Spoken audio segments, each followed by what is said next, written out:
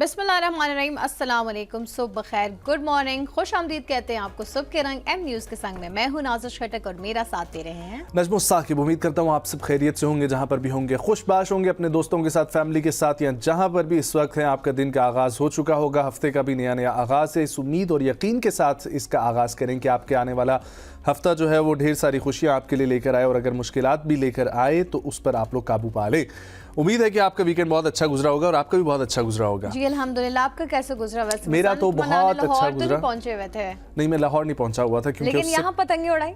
यहाँ पर भी नहीं उड़ाई, क्योंकि आई टोल्ड यू कि मैंने ज़िंदगी में कभी 3 काम नहीं किए, और वो पता नहीं क्यों नहीं किए, लेकिन बस नहीं किए, और वो करने का दिल भी नहीं किया। तो बसंत अगर मैं मनाने के लिए जाता भी लाहौर के अंदर, तो मैं, मेरा ख्याल है कि बाकी सब कुछ करता, यहाँ कोई और पतंग उड़ा रहा होता तो उससे डोर लेके थोड़ी देर उड़ा के स्टोरी वगैरह बना के उसको अपलोड कर देता। मेरियट भी गई थी वैसे लाहौर पतंग उड़ाने, एक्चुअली फॉलोड द ट्रेडिशन कि उन्होंने ट्रेडिशनल कपड़े भी पहनने की कोशिश की थी। उनका दुपट्टा मुझे बड़ा पसंद आया। But the thing is, Lahore ने खुलकर जश्न मनाया, खुलकर बसंत बनाई है, और अब तो हर सूबे से आवाज आने लगी। पेशावर के वासी कहते हैं हमें भी चाहिए बसंत, कराची वाले कहते हैं हमें भी चाहिए। कराची के मेयर मुर्तजा वहाब ने तो ये कहा भी है कुछ दिनों में हम लोग जो है वो बसंत का ऐलान करेंगे। आई थिंक नजम एक चेंज भी है, ठीक है। दूसरा एक लोग वाकई में अपने फोनों को, टैबलेट्स को, जो अपनी एक कंफर्ट जोन था उसको छोड़ के छतों पे निकले।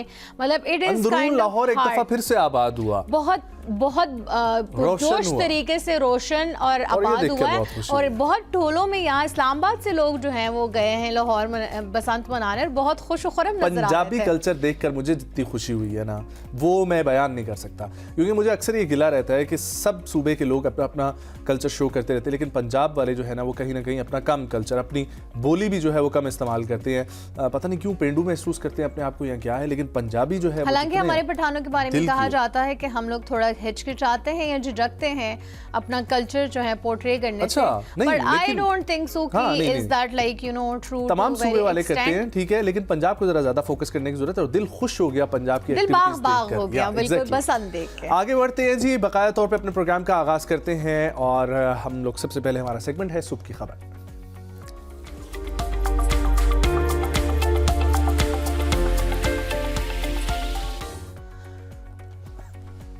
और सुबह की खबर में डेफिनेटली हमारे पास सबसे पहले बसंत ही बसंत है। और बसंत में हम आपको क्या बता रहे हैं कि जी न सिर्फ आम हम जो जिस तरह के हमारे ऑर्डिनरी जैसे लोग हैं, बल्कि खिलाड़ियों ने भी अपनी प्रैक्टिसेस छोड़ के, अपनी जो बिजी रूटीन है उसको छोड़ के बसंत मनाने वो भी छतों का रुख कर गए।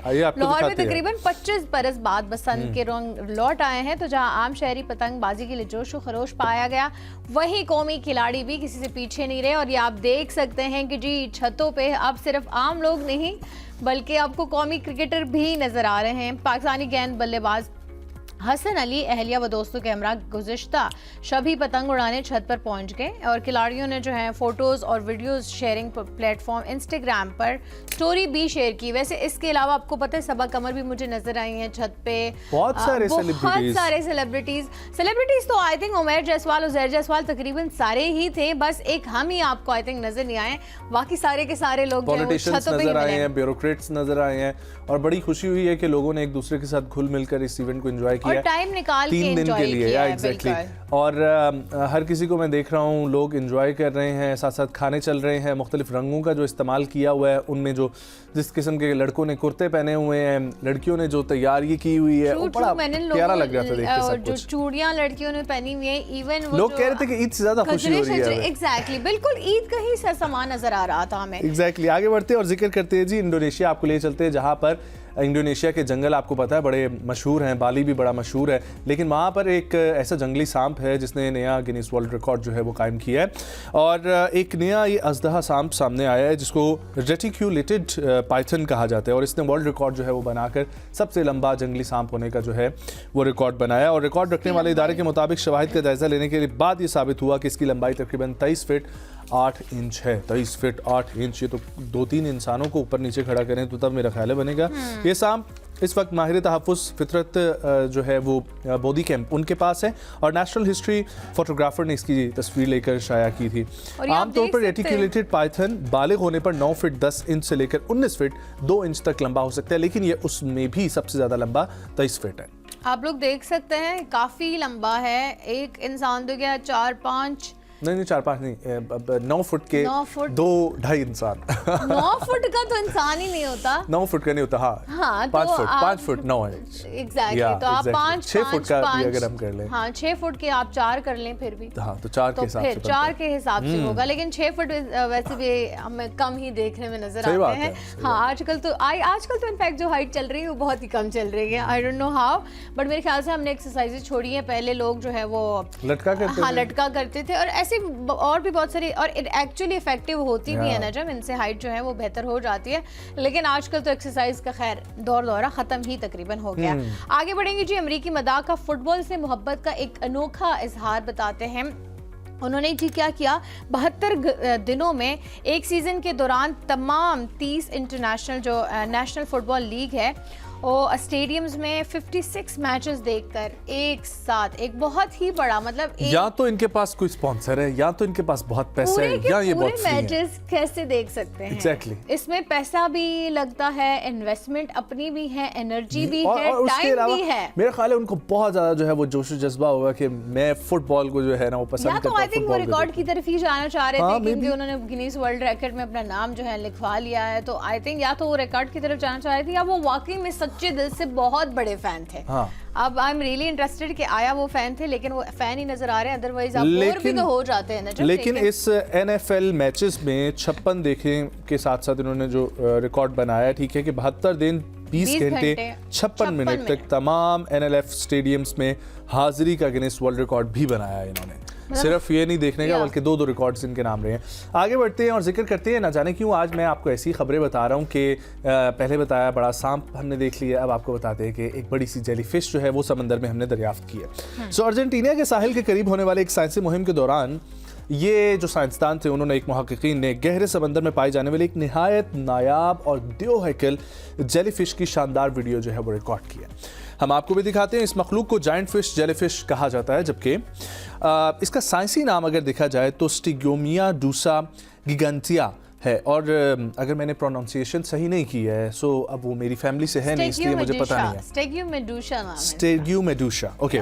इदारे की जानिब से जारी बयान में कहा गया है कि इस नायाब जेलीफिश के पास डंक मारने वाले खेमे नहीं होते, बल्कि ये अपने लंबे बाजुओं की मदद से खुराक पकड़ती है और छोटी मछलियाँ खाती है। ये दरियाफ्त अर्जेंटीना की क़यादत में होने वाली साइंस मुहिम के दौरान सामने आई है। इस तहकीक के दौरान टीम ने दुनिया की सबसे बड़ी मालूम बेथलिका कैंडिडा मरजानी चट्टान को भी दस्तावेजी शक्ल दी है और मुमकिन तौर पर 28 नए इकसाम की निशानदही की है।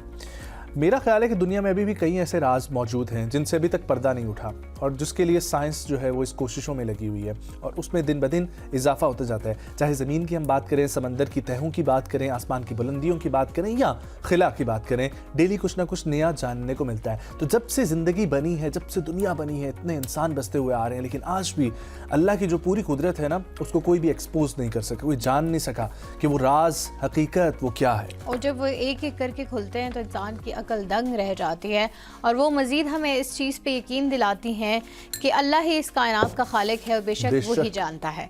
आगे बढ़ेंगे जी। माइक्रोचिप की बदौलत बिल्ली 11 माह बाद अपने मालिक से मिल गई। वल्लाह क्या क्या खबरें सुनने को मिल रही हैं। टेक्नोलॉजी कितनी अच्छे से जो है लोगों को खुश करती है और इसका अच्छा इस्तेमाल, मुफीद इस्तेमाल भी किया जा सकता है। माइक्रोचिप अगर जो है किसी में लगाई जाए, इंस्टॉल की जाए, तो वो आप जो है उसकी लोकेशन ट्रेस कर सकते हैं। वो 11 माह बाद कैसे मिली ये आपको बताते हैं।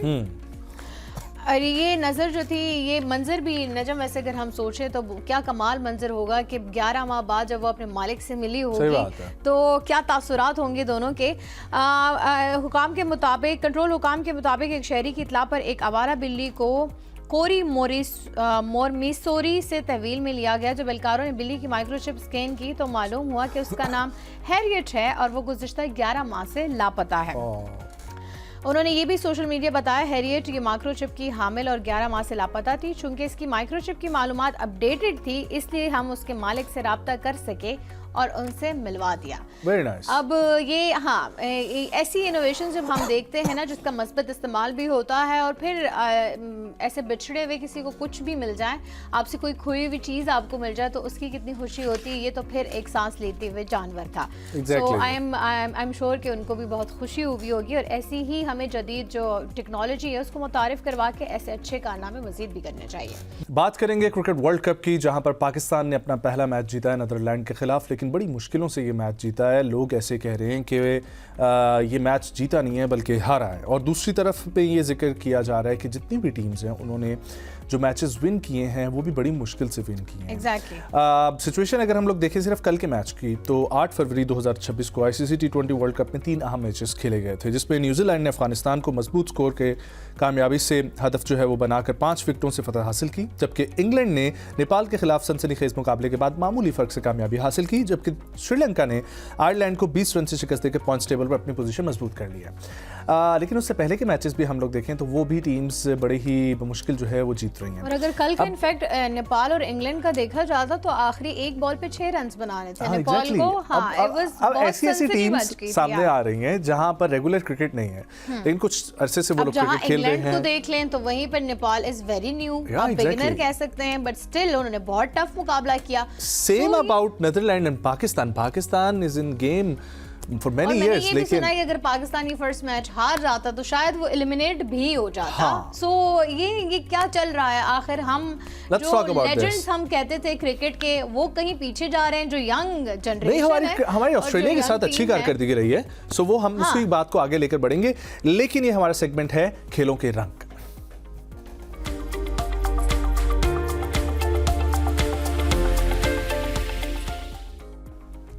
खेलों के रंग में आज हमें ज्वाइन कर रहे हैं स्पोर्ट्स एनालिस्ट जनाब आतिफ जहांगीर साहब। अस्सलाम वालेकुम आतिफ साहब, खैरियत से हैं आप?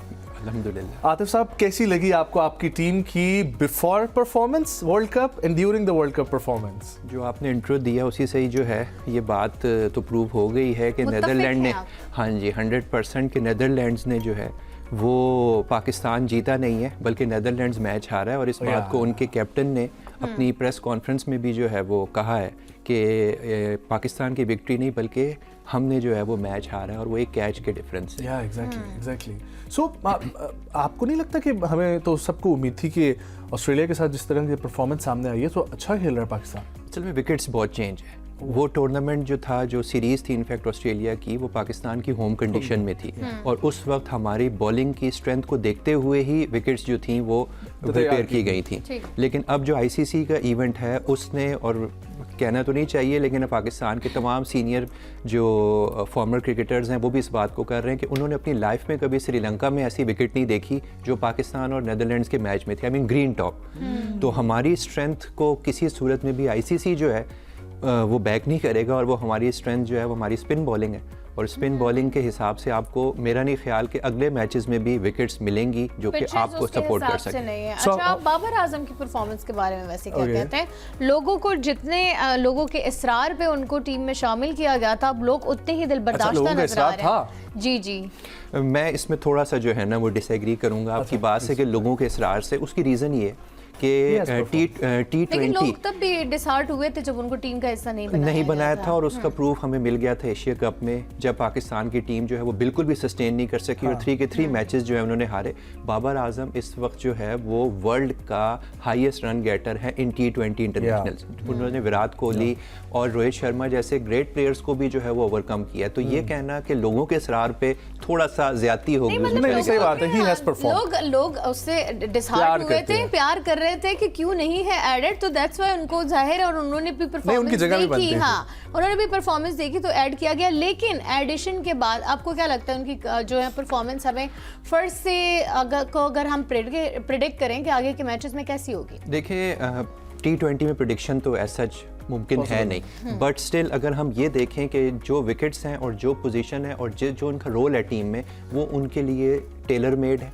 4 नंबर जो है वो उनको ज़्यादा सूट करेगा as compare to as a power hitter. और अच्छी उम्मीद है उनसे, क्योंकि जितना ज़्यादा सबकी जो है ना वो सुई आकर बाबर आजम के ऊपर ही अटक रही होती है। हाँ, और कुछ लोग जो हैं, कुछ तो अपनी जो है वो एक्साइटमेंट में बोलते हैं और कुछ जो है वो इन दी एंड उनको जस्ट लेट डाउन करने की कोशिश कर रहे होते हैं। चाहिए होता है जिन पे हम हमेशा ब्लेम डाल दे कि इनकी गलती की वजह से हुआ है। आपको नहीं लगता पाकिस्तानी क्रिकेट में हमने हमेशा ऐसे ही देखा है, अगर ये परफॉर्म कर जाते तो हम जीत जाते? ऐसा ही है, टीम गेम है और टीम गेम में कभी भी जो है वो एक बाबर आजम या शाहीन शाह अफरीदी या कोई भी आप XYZ का नेम ले लें, मेरा नहीं ख्याल कि उनको ही हम सिर्फ और सिर्फ जो वो ब्लेम करेंगे किसी भी परफॉर्मेंस में। लास्ट मैच में भी अब सब बाबर आजम को जो है वो कर रहे हैं क्रिटिसाइज, बट अगर देखा जाए तो शादाब और नवाज की जहाँ पे परफॉर्मेंस बनती थी 50 रन 48 बॉल्स पे पाकिस्तान को चाहिए थे और वो नेक टू नेक मैच को ले आए थे। स्टार्ट में 11 ओवर्स में बहुत अच्छा खेले थे पाकिस्तान, लेकिन उसके बाद पाकिस्तान ने क्या किया उसकी समझ किसी को नहीं आती। बस ये जो है, मैं तो क्रिकेट को 1987 से फॉलो कर रहा हूँ, तो ये पाकिस्तान जो है वो अनप्रेडिक्टेबल है इस मामले में और बहुत मुश्किल है। ये मेरे बाल गिरे भी उसी वजह से ही हैं कि पाकिस्तान जो है वो। Let's talk about the player of the match, Faheem Ashraf. Faheem Ashraf की रिजर्वेशंस भी थी कुछ लोगों को, लेकिन फहीम अशरफ ने ही कुछ किया जो उस दिन किया। बिल्कुल आपकी बात ठीक है, और फहीम अशरफ भी फर्स्ट टाइम नहीं है। फहीम अशरफ साहब जो है वो काफ़ी दफ़ा इस चीज़ को जो है वो उन्होंने परफॉर्म किया है और क्रंच सिचुएशंस में परफॉर्म किया है, और मेरे ख्याल में आगे भी जो है वो इनफैक्ट एशिया कप में उनकी परफॉर्मेंस बहुत अच्छी थी, तो ये विकेट्स उनको सूट कर दी, उनके स्टाइल ऑफ बैटिंग को सूट करती हैं, तो अच्छा है। एक 8वें नंबर पर आकर अगर इतना रिलायबल बैटर आपको स्कोर करके दे तो ये पाकिस्तान के लिए जो है, पाकिस्तान की इस वक्त प्रॉब्लम भी यही है कि पावर हिटिंग में हमारे पास प्लेयर्स हैं, हमारे पास शुरू के ऑर्डर के लिए प्लेयर्स हैं, ओपनर्स हैं हमारे पास, साइम अयूब, बाबर आजम, हम देख लें हमारा शुरू का ऑर्डर उस दिन भी अच्छा ही चला है। मिडिल ऑर्डर हमारा क्यों नहीं, हम लोग सेट नहीं कर सके आज दिन तक मिडिल ऑर्डर में इतनी जो है ना वो इन्होंने चेंजिंग्स की हैं कि बैटर जो है वो उस हिसाब से सेट नहीं हो सका, और यहाँ पे कॉन्फिडेंस की बात होती है, स्किल्स जो हैं वो आपके कॉन्फिडेंस के साथ ही आती हैं, वो अगर नहीं है तो आपके पास कॉन्फिडेंस नहीं है तो आप यकीनन इसको जो है वो टीम को ही मरवाएंगे। कल न्यूजीलैंड इसकी अच्छी एग्जांपल है, कल न्यूजीलैंड के तीनों बैटर जो मिडिल ऑर्डर थे उन्होंने मैच उनको बना कर दिया, उनका टॉप ऑर्डर उतना अच्छा परफॉर्म नहीं कर सका जितना पाकिस्तान ने किया था। यहाँ पे उलट हुआ, या पाकिस्तान में उलट हुआ। अच्छा, नेपाल और इंग्लैंड के मैच के बारे में बात करेंगे। नेपाल जो है इज अ बिगिनर हम कहें, इंग्लैंड इज हम कहें एक टॉप जो है रैंकिंग में रह चुका है, अभी भी है। हाँ, तो आप इस मैच को किस तरह देखते हैं? देखें जी, अभी तक के वर्ल्ड कप का सबसे अच्छा मैच, और अगर सैम करन उस वक्त जो है वो लास्ट ओवर में 10 रन ना डिफेंड करता और एक आउटस्टैंडिंग ओवर ना करवाता, तो आज हम जो है वो नेपाल की विक्ट्री एंजॉय कर रहे होते। तो नेपाल ने बहुत अच्छा टाइम दिया, टफ टाइम दिया, और जहाँ पे उन्होंने डिफरेंस डाला है वो उनके यंगस्टर्स और उनका रनिंग बिटवीन द विकेट। उन्होंने 20 ओवर्स में ऐसा बिल्कुल भी जो है ना वो स्टेमिना की लैकिंग शो नहीं होने दी, और हिट से ज्यादा उन्होंने सिंगल डबल के साथ और स्टेमिना की बेस के ऊपर अपने स्कोर को चेंज किया। वो लास्ट बॉल पे छक्का मार लेते, क्योंकि हिस्ट्री में ऐसा पाकिस्तान ने भी किया है, तो क्या इंग्लैंड जो है वो उसकी क्या रह जाती है? इंग्लैंड टूर्नामेंट से बाहर हो सकता था, उसकी वजह यह है कि उनके ग्रुप में जो है वो सबसे हल्की टीम नेपाल ही है, तो अगर वो उससे हार जाता तो एसोसिएट नेशन से हारने का मतलब जाहिर है वही है कि टीम इस पाकिस्तान की भी यही सिचुएशन थी, अगर वो नीदरलैंड से हार जाता तो आई थिंक पाकिस्तान भी एलिमिनेट हो जाता। बहुत टफ हो जाता, क्योंकि जिस तरह इंडिया के साथ बाइकआउट चल रहा है वो तो 2 पॉइंट्स हम वैसे ही फोरफीट कर चुके हैं, तो उसके बाद बहुत मुश्किल हो जाता है। यहाँ यही बनता है, जो न्यू बिगिनर्स आ रहे हैं, आया इन बच्चों का स्टेमिना बहुत अच्छा है, एथलेटिक परफॉर्मेंस उनकी बहुत अच्छी है, जो पुराने लेजेंड्स हुआ करते थे वो उनको ऐसे चारों शाने चित कर रहे हैं कि समझ ही नहीं आ रही। इसका आसान सा आंसर ये है कि T20 को शुरू हुए जस्ट 20 ईयर्स हुए, और आप देख सकते हैं कि इस वक्त हर जगह सिर्फ T20 की बात ही हो रही है। इसका मतलब है ये गेम का फॉर्मेट ऐसा है जिसमें कोई बड़ी टीम या छोटी टीम का इतना डिफरेंस नहीं है जितना कि बाकी फॉर्म्स ऑफ द गेम के अंदर है। तो ये तो आपको लगता है कि इज इट फेयर, ये फेयर है कि इतने से मैच में आप जो है वो एक कर ले फैसला, rather than test match and one day match में एक प्रॉपर्ली टीम की परफॉर्मेंस है, बैटर्स की, बॉलर्स की परफॉर्मेंस। ये फास्ट फूड वर्ल्ड में ना, फास्ट फूड कम्युनिटी के अंदर सब कुछ जो है वो फास्ट फूड चल रहा है। हाँ, फास्ट फूड चल रहा है और लोगों के पास टाइम कम है। 3 आवर्स जो है वो एक पीक टाइम है, पीक टाइम के अंदर 3 आवर्स बैठे हैं, आपने पूरा मैच देख लिया, बजाय इसके कि आप 5 दिन बैठे हुए हैं, आप जो है वो 7 to 8 आवर्स बल्कि पूरा दिन जो है वो वनडे क्रिकेट के अंदर लगा रहे हैं। तो लोगों के पास टाइम कम नहीं, और मेन चीज़ ज़ाहिर है व्यूअरशिप ही है, जहाँ से व्यूअरशिप मिलेगी वही फॉर्म ऑफ गेम वो ज़्यादा होगा। आतिफ साहब, let's talk about the Sahibzada Farhan. Sahibzada Farhan ने स्कोर किया, ठीक है, 47, और स्टार्ट बड़ा अच्छा उन्होंने लिया। मेरे ख्याल है वही लोग जो कुछ गेम बना कर गए थे शुरू में, ठीक है, वही हुए 114 पे, तो ऐसी टीम को लैप्स हुई उसके बाद। So how do you see the performance Sahibzada Farhan, एक तरफ साइम अयूब? साहिबजादा फरहान जो है वो पिछले काफ़ी टाइम से इनफैक्ट डोमेस्टिक में भी डोमेस्टिक की वजह से और इंटरनेशनल में भी अच्छी परफॉर्मेंस दे रहे हैं। थोड़ा सा जो है वो स्ट्राइक रोटेशन का इशू नज़र आता है सम टाइम्स, जिसकी वजह से वो फिर ज़्यादा प्रेशर ले जाते हैं। अदरवाइज जो है वो हिटिंग कैपेबिलिटी पे कोई वो नहीं है। इनफैक्ट वो तो फर्स्ट प्लेयर रहे जिन्होंने बुमराह को जो है वो पाकिस्तान की तरफ से 6 हिटिंग की है। And what about Saim Ayub? Saim Ayub एक स्पेशल टैलेंट है जी, स्पेशल टैलेंट है, लेकिन उसका स्पेशल टैलेंट स्पेशल जगह पे सामने नहीं आ रहा। असल में स्पेशल टैलेंट जो है वो ऑलराउंडर की बेस पे है, और वो एक काम नहीं कर रहा तो दूसरा कर रहा है, just like Shahid Afridi. Bowling में जो है वो जबरदस्ती है अभी फिलहाल, ठीक है, उनको ज्यादा बैटिंग पे फोकस करना चाहिए। नहीं, अब आपको लगता है वो इक्वली ऑलराउंडर है? इक्वल ऑलराउंडर, बैटिंग ऑलराउंडर नहीं है। आईसीसी रैंकिंग में नंबर 1 पे है, ठीक है, तो आईसीसी रैंकिंग पे नंबर 1 होने का मतलब है। रैंकिंग पे भी जो है ना, आप आएंगे, मैं एक आखिरी सवाल ही आपसे पूछना चाहूंगी कि श्रीलंका ने जो लेटर लिखा है कि वो पाकिस्तान को कह रहे हैं कि आप इंडिया के खिलाफ जो है वो मैच खेलें, नहीं तो हमें फाइनेंशियली बहुत नुकसान होगा, लेकिन पाकिस्तान की तरफ से अभी तक कोई जवाब नहीं गया। क्या कहेंगे इस पे, क्या पाकिस्तान का रद्द-ए-अमल हो सकता है? पाकिस्तान का रद्द-ए-अमल अभी फ़िलहाल जो सोशल मीडिया से न्यूज़ बाहर आ रही है वो यही है कि इन्होंने कुछ अपनी डिमांड्स रखी हैं, और अगर वो डिमांड्स ऐसी लेजिटिमेट हैं और उससे पाकिस्तान को फ्यूचर में बेनिफिट हो सकता है। पाकिस्तान ने अपनी डिमांड्स रखी है? जी, पाकिस्तान ने अपनी डिमांड्स 3 जो हैं वो फ़िलहाल तो आ रही हैं। अब मैं उसको वैसे कंफर्म तो नहीं कर सकता, बट रिलायबल सोर्सेज ही हैं जो कि अच्छे पेजेस हैं, उनके अकॉर्डिंग जो न्यूज़ आ रही है सामने, वो पाकिस्तान की बड़ी स्ट्रॉन्ग डिमांड्स हैं। अगर वो होती हैं तो पाकिस्तान को बाइकआउट, तो जाहिर है मकसद ही जो है वो पूरा अगर हो रहा है तो उसको एंड करना पड़ेगा। बहुत शुक्रिया आतिफ जंगीर साहब आपके वक्त के लिए। ख़वातीन और हज़रात, मुकम्मल तबसरा और तज्ज़िया आप लोग हमारे चैनल की स्पेशल ट्रांसमिशन जो है क्रिकेट उसमें देख सकते हैं। ये तो हमने तड़का लगाना था जरा क्रिकेट का, या exactly, but will take a break, वापस आते हैं हमारे साथ रहें।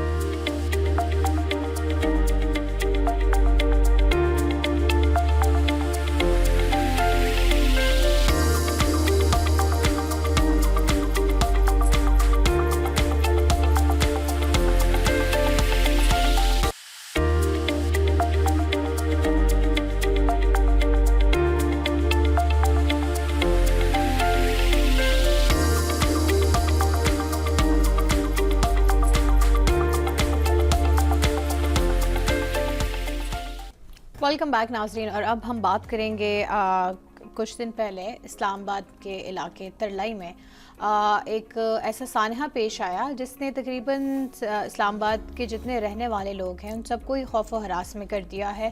तरलाई के मस्जिद में जुम्मे की नमाज के वक्त बम धमाका हुआ, जिसकी वजह से तकरीबन 30 के ऊपर जो है लोगों की डेथ हो गई है, और बहुत सारे लोग अभी भी ज़ख्मी हालतों में हस्पताल में हैं। अब ये वाक़या कैसे पेश आया, वहाँ पर डेफिनेटली रेस्क्यू टीम भी टाइम पे पहुँच गई थी, सिक्योरिटी के हालात भी उसके बाद जो हैं वो बहुत टाइट कर दिए गए हैं, क्योंकि कोशिश की जा रही है कि इस किस्म का वाक़या दोबारा ना पेश आए। लेकिन ये वाक़या कैसे पेश आया और उसके बाद की सूरत हाल क्या है, इसी पर बात करने के लिए हमारे पिछले हक़ाइक़ जो है वो डेफिनेटली हम लोग जानते होंगे, जानना बहुत ज़रूरी है, इसीलिए हमें ज्वाइन करें former defence secretary of Pakistan हमारे साथ मौजूद हैं जनाब जनरल रिटायर्ड नईम खालिद लोधी साहब। अस्सलाम वालेकुम general sahab, thank you so much for joining, very good morning to you.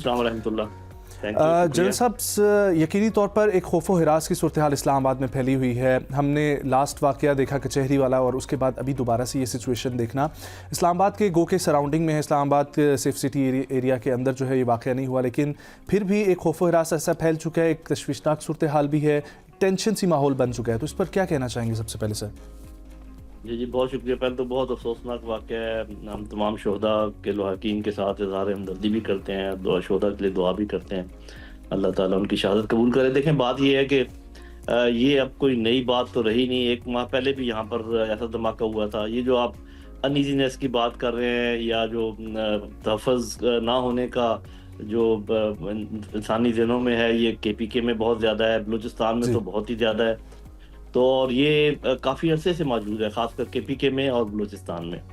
तो अगर हम बिजनेस एज यूजुअली चलाते रहें, हम यही कहते रहें कि जी हम इनके साथ लड़ते रहेंगे, और लड़ना भी चाहिए, ठीक है, और इस बात पे गौर व फिक्र ना करें बैठ के कि इसके असल क्या मुहर्रकात हैं जिन पर हमें गौर व फिक्र करना चाहिए, तो मैं आपको अपना तजज़िया दे देता हूँ। साफ ज़ाहिर है कि बड़े अरसे से हम ये जंग लड़ रहे हैं जी, और इसमें हम खातिर खा कामयाबी हासिल नहीं कर रहे। ठीक है, हम टेररिस्ट को मार भी रहे हैं और बहुत ज़्यादा तादाद में हमने उनको जन्म हासिल किया, फिर भी आए जा रहे हैं। तो मैं ये कहा करता हूँ कि देखिए, अगर बेरी के आप बेर झाड़ते रहेंगे तो बेर तो अगले सीजन में फिर आ जाएंगे। ये टेररिस्ट तो बेर हैं, इनके ये तो कठपुतलियां हैं। इनके पीछे जो ताने बाने और जो हाथ इनको हिला रहे हैं इन कठपुतलियों को, उनको काटने की जरूरत है। उसके लिए जरा थोड़ा हमें हिम्मत करनी पड़ेगी, हमें अपना पूरा रिव्यू करना पड़ेगा, हमें अपनी फॉरेन पॉलिसी रिव्यू करनी पड़ेगी, हमें अपनी इंटरनल पॉलिसी रिव्यू करनी पड़ेगी। अभी मैं थोड़ा सा इंडिया दे भी देता हूँ कि जब मैं ये कहता हूँ कि फॉरेन पॉलिसी रिव्यू करनी पड़ेगी, इंटरनल पॉलिसी, तो मैं क्या कहना चाह रहा हूँ। देखिए, वो ममालिक जो ये नहीं चाहते कि सीपैक चले, वो ममालिक जो नहीं चाहते कि ग्वादर डेवलप हो, वो ममालिक जो नहीं चाहते कि चीन और पाकिस्तान की दोस्ती जो वो कायम रहे और मजीद मजबूत हो, वो ममालिक जो नहीं चाहते कि अफगानिस्तान और पाकिस्तान के ताल्लुकात ठीक हों ताकि हम सेंट्रल एशिया तक जा सकें, उनकी निशानदेही कर ले मेहरबानी करके, और उनको अपने अंदर मत घुसने दें, चाहे कोई भी मसला हो। मैंने ये बात कई दफा कही थी, जब ये वाले मुल्क अब इनके साथ दोस्ताना बढ़ा के इनको बलूचिस्तान में और बाकी जगहों पे कहेंगे रेयर अर्थ तलाश कर लो, ये कर लो, वो कर लो, तो आपका टेररिज्म भी बढ़ेगा, आपकी मईशत भी खराब होगी, आपके अफगानिस्तान के साथ ताल्लुकात भी खराब होंगे, और ये आपने देखा हो भी रहा है। इसी तरीके से इंटरनली ये है कि जो हमारे अंदर थोड़ी सी फूट पड़ी हुई है, वजूहात जो भी हैं, हमें चाहिए कि एक दूसरे को माफ करें, एक दूसरे को गले लगाएं, प्यार मोहब्बत से यकजहती पैदा करें, फिर कोई माई का लाल हमारी तरफ नहीं देख सकेगा। तो ये कुछ हमारी अपनी गलती हैं, कुछ बाहर के लोग हैं, तो ये मिला जुला मामला जी। बिल्कुल जन साहब, आपने जिस तरीके से जिक्र किया, इंटरनली सबसे पहले मैं बात करना चाहूँगा, और उसमें जिक्र आता है कि हम लोग जो इल्ज़ाम तराशी देख रहे हैं, आपने बिल्कुल बहुत अच्छी बात की कि तमाम चाहे पॉलिटिकल डिस्प्यूट हैं, कुछ भी है, मामलात को सेटल करना चाहिए। जो इल्ज़ाम तराशी वफाक की तरफ से की जाती है सूबाई हुकूमत पर, KP में जो सूबाई हुकूमत की तरफ से कहा जाता है कि डायलॉग्स होने चाहिए, what do you really think कि दोनों हुकूमतें मिलकर किस एक्शन की तरफ जा सकती हैं? क्योंकि मिलिट्री और वफाकी हुकूमत जो है वो एक पेज पर हमें नज़र आती है कि हम लोगों ने इंटेलिजेंस बेस्ड ऑपरेशन कर रहे हैं, लेकिन उसमें DGI-SPR की जानिब से ये भी कहना कि वहाँ पर सियासी गठजोड़ हमें नज़र आता है, और फिर जो KPK के अपने वज़ीर आला उनकी जानिब से ये कहना कि हमें बातचीत के ज़रिए मसाइल हल करने चाहिए।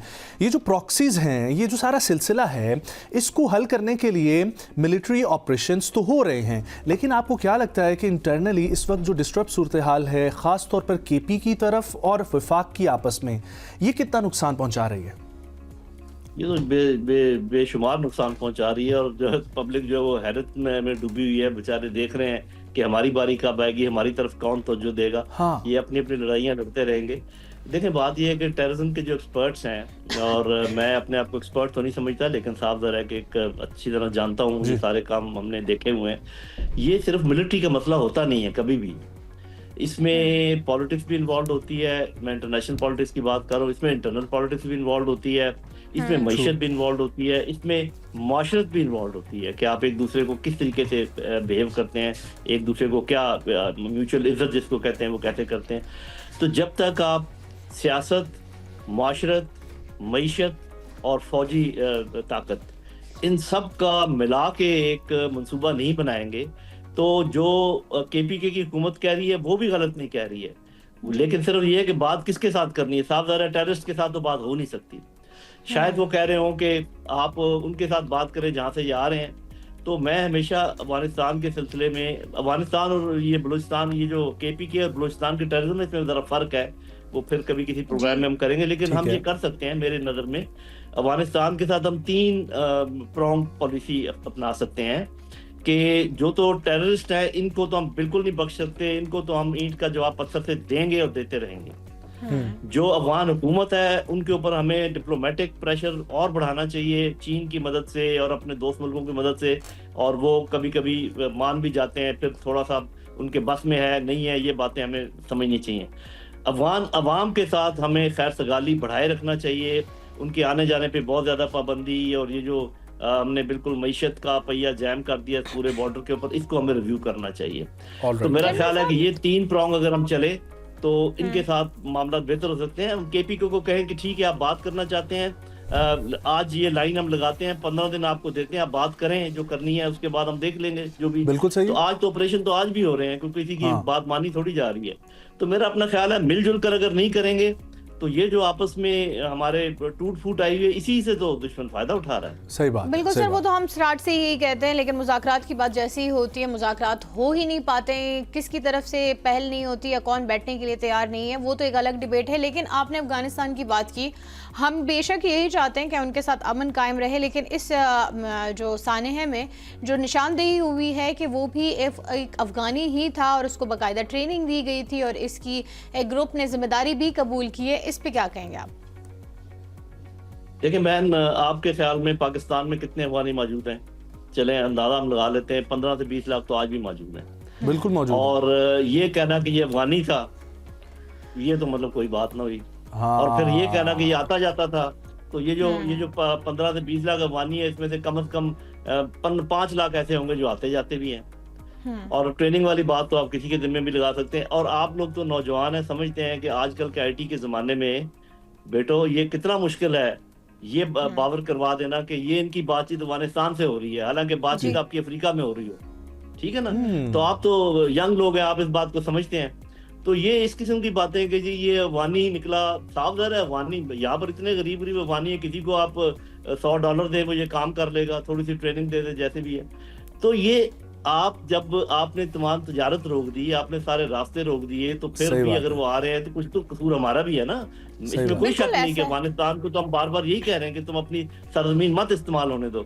इसीलिए मैं कह रहा हूँ कि आपको ऑल राउंड रिव्यू करने की जरूरत है। ये एक जगह पर अगर आप फिंगर पॉइंट करते रहे और इसी पर कंसंट्रेट करते रहे, तो ये तो आप पिछले कई साल से कर रहे हैं। जन साहब बिल्कुल दुरुस्त आप कह रहे हैं। और जन साहब आपने थोड़ी देर पहले जिक्र किया था, जिसपे आपने फॉरेन पॉलिसी का जिक्र किया था और CPEC के हवाले से जिक्र किया और आपने मादनियात का जिक्र किया, मेरे जहन में ये सवाल फौरी तौर पर बनता है जो मैं आपसे पूछना चाहूँगा कि क्या हमें अमेरिका के साथ अपनी पॉलिसी जो है रिव्यू करना चाहिए, क्योंकि मादनियात में तो वो भी इंटरेस्टेड हैं, CPEC के हवाले से वो भी नाखुश नज़र आते हैं और उनका खित्ते में जब जब इन्फ्लुएंस रहा है पाकिस्तान, चाहे वॉर ऑन टेरर से ऑनवर्ड, पाकिस्तान की हमेशा जो है वो जानी माली नुकसान उस वजह से हुआ है। So do you really think कि कुछ ताने बाने जुड़ते हैं, कुछ इन्वॉल्वमेंट हो सकती है इस सारे मामले में अमेरिका की भी?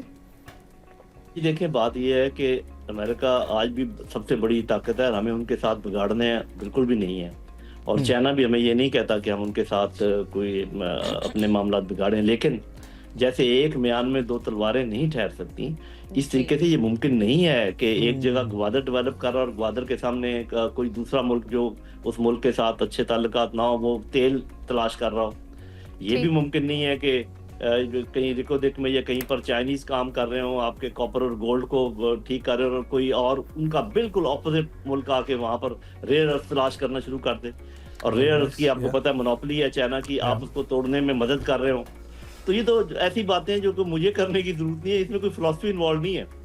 तो ये जो है हमें उनके साथ ताल्लुकात अच्छे ही रखने चाहिए, लेकिन वो बाउंड्री का ख्याल रखना चाहिए, क्योंकि चाइनीज जो है बोलते नहीं है, वो अमेरिकन की तरह नहीं है कि यू आर विद अस और अगेंस्ट अस। वो खामोशी से डिप्लोमेसी करते हैं, तो उनकी खामोशी से नाजायज फायदा ना उठाएं। आप ख्याल रखें, वो आपके दोस्त हैं, उनके जो इंटरेस्ट हैं उनके और हमारे इंटरेस्ट ज्यादा करीब हैं अमेरिका और हमारे इंटरेस्ट के मुकाबले में।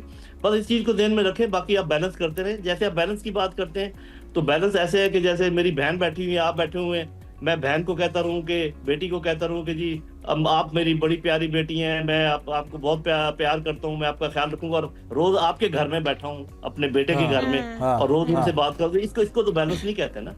बिल्कुल ट्रू। अच्छा, तो सर ये बताइए कि हमारे जो मुल्क के हमें हालात नज़र आ रहे हैं, हमने 2025 में भी देखा कि KPK में काफ़ी ऐसे हादसात हमें नज़र आए, अब वो इस्लामाबाद में भी हमें नज़र आ रहे हैं जो कि कैपिटल है हमारा। तो ये खदशात कितना आगे बढ़ सकते हैं, कितना नुकसान पहुंचा सकते हैं, और इसकी वजह से हमारे मुल्क का इंटरनेशनली जो एक इमेज है ग्लोबली वो कितना ख़राब हो सकता है दोबारा से? देखें, अल्लाह ताला के फजल से आपको ये तो पता है कि मई में बुनियाद महसूस की वजह से हमारा इमेज एकदम शूट अप किया, उससे हमें ये फायदा उठाना चाहिए था मेरे अपने ख्याल में। मैं गलत हो सकता हूँ, मैं कोई अपनी बात पे मुसर नहीं हूँ। उसकी बुनियाद पर हमें अपने देखिए अच्छी खारजा पॉलिसी की निशानी क्या होती है? सबसे पहली निशानी ये होती है कि आपके नेबर्स के साथ ताल्लुकात कैसे हैं और आप उनके साथ आपका कैसा चल रहा है, कॉमर्स और ट्रेड एंड ऑल दैट। आपका हिंदुस्तान तो वैसे ही दुश्मन है, अफगानिस्तान के साथ दुश्मनी बन गई। ईरान में आपको पता है कि जो कुछ हो रहा है वो वैसे ही हमारे लिए उनकी सरहदें ऊपर नहीं है, तो भेरे अरब रह गया था, वहां पर आके बड़े बड़े बैरी बेड़े आके जम गए, तो आपको तो घेर लिया गया है। आप ये जो समझते हैं ना कि पहले ईरान उसके बाद पाकिस्तान, ये उलट भी हो सकता है। और ये जो हमला था बलूचिस्तान में, ये बहुत बड़ा हमला था पाकिस्तान के ऊपर। ये तो सलूट करते हैं हम अपने अफवाज को और सिक्योरिटी फोर्सेस को कि उन्होंने चंद दिन के अंदर अंदर उसका तिया पांचा कर दिया। मैं तो कहता हूँ ये उनका संदूर 2 था, हमारा ये बुनियादन मरसूस 2 था जो हमने वहां पर किया। इन सारी चीजों को सोचते हुए इसीलिए मैं कह रहा हूँ कि हमें ये चीजें रिवाइज करने की जरूरत है। हमें अपने जहां तक हो सके ताल्लुकात ठीक करने। अभी अब ये देखे ना कि बड़े हम बगलें बजा रहे थे कि अमेरिका जो है ना उसने पाकिस्तान से प्यार मोहब्बत पैदा कर लिया है और हिंदुस्तान के साथ। मैं हमेशा कह रहा था ऐसा नहीं हो सकता, उनका स्ट्रेटेजिक अलायंस है ही इंडिया के साथ। अभी आप देख लें चीजें खुलकर आ गई हैं सामने। तो आपको ये ख्याल रखना चाहिए कि अपने जरीना और रिलायबल दोस्तों को छोड़कर या उनके ऊपर कम तवज्जो देकर, और जो आपके हमेशा से अनरिलायबल फ्रेंड रहते हैं, धुले हुए कपड़े की तरह फेंक देते हैं इस्तेमाल करके, बार बार उनकी तरफ राग़िब होना, बार बार उनकी गोद में जाके बैठना, इसको रिव्यू करो यार, इससे मामले आगे नहीं बढ़ेंगे। और फिर ये है कि जो इसको टेररिज्म से जो लड़ने की बात है, लड़ाई सिर्फ इसका हल नहीं है। ये थोड़े से काम होने वाला नहीं है, ये उसका काम नहीं है जिसको आप ब्लैक स्मिथ कहते हैं या लोहार कहते हैं। ये जैसे सोने का गोल्ड स्मिथ होता है, उसका काम है टुक टुक करना पड़ता है, और बहुत से काम करने पड़ते हैं इसमें आपको पॉलिटिकल काम करने पड़ेंगे, पॉलिटिशियंस को इसमें लीड लेनी पड़ेगी, इसमें आपको माशी काम करने पड़ेंगे, माशरती काम करने पड़ेंगे, और साथ साथ फौजी काम भी करने पड़ेंगे। जब तक आप एक मजबूत प्लान नहीं बनाएंगे, आगे बढ़ना बहुत मुश्किल है। जी ठीक हो गया। जनरल साहब ये फरमाइएगा कि अगर हम इस वक्त सिचुएशन देखें, पाकिस्तान को समझने की कोशिश करें, हमारी जो हुकूमत है वफाक में बैठी हुई, जो अलायंस हमें नज़र आता है between the Peoples Party and PMLN, एक एक्सपीरियंस पॉलिटिशियंस हैं, हुकूमत चलाते हुए आ रहे हैं, इकॉनमी कदरे हद तक जो है वो बेहतरी की तरफ हमें जाती हुई नज़र आई है। दूसरी तरफ हम मिलिट्री, अगर इस वक्त डॉक्ट्राइन की बात करें तो फील्ड मार्शल, उनकी टीम और इंटेलिजेंस बेस्ड ऑपरेशन जिस तरीके से हो रहे हैं, दोनों एक पेज पे नज़र आते हैं। कॉम्बिनेशन तो बड़ा अच्छा नज़र आता है against the terrorism, specially if I talk about this. और फॉरेन पॉलिसी में हमें कामयाबी मिल रही है, मिलिट्री ऑपरेशंस में भी कई हद तक कामयाबी हमें मिल रही है। ऑल्दो पाकिस्तान के जवानों का बहुत नुकसान हो रहा है, पाक फौज का बड़ा नुकसान हो रहा है, सिविलियंस की बड़ी जाने जा रही हैं इसमें। सर ये वाला डॉक्ट्राइन जो इस वक्त एक पूरा ये बना हुआ है सिलसिला, आपको लगता है कि इस वक्त ये जो सारा सिलसिला बना हुआ है यही है जो काबू पा सकता है? ठीक है, आने वाले वक्त में इनको बस अपनी सिमत जो है वो दुरुस्त करने की ज़रूरत है, थोड़ी बहुत चीज़ें जो है वो जिस तरीके से आप फॉरेन पॉलिसी, इंटरनल पॉलिसी के हवाले से बात कर रहे थे, उन पर काम करने की ज़रूरत है, बाकी ज़्यादा रद्दोबदल तब्दीली की ज़रूरत नहीं है।